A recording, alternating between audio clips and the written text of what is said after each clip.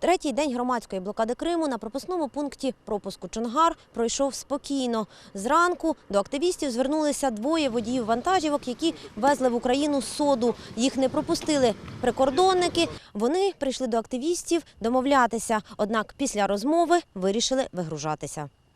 Мы теперь подъехали, не можем проехать. Будем сейчас ехать, возвращаться, выгружаться, что-то будут решать, чтобы выехать домой хоть пустыми. Водій цього мікроавтобусу віз до Криму біодобавки. Однак представники правого сектора його не пропустили. Сказали, что личные вещи офисные.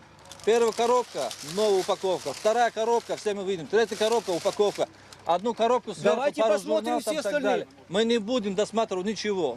Разворачивайтесь, едем А обратно. как мне тогда проехать? Подождите, Куда я проехать? живу там. Вы едете туда, вы оставляете все то, что есть туда. Вы А где едете, я оставлю, пожалуйста. если я здесь не работаю, здесь не живу уже? Если бы оно продалось, и ты что думаешь, я бы пришел до того, стоял бы, рассказывал сказки? Да я бы продал его там за полцены.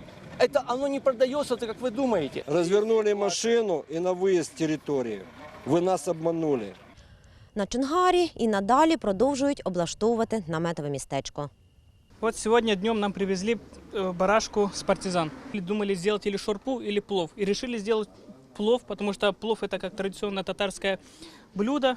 И как раз оно будет сытно, и всем хватит, чтобы накормить и военных, и обычных людей, которые тут пришли помочь нам. Вот и дрова нам сегодня привезли. Цибулю ми чистимо для плову, щоб годувати солдатів. Що вміємо, те робимо. Кожен день праздник, да? З кожним днем зменшується кількість фур і на інших пропускних пунктах. На пункті пропуску Чаплинка їх залишилося всього 50, на пункті пропуску Каланчак – 40.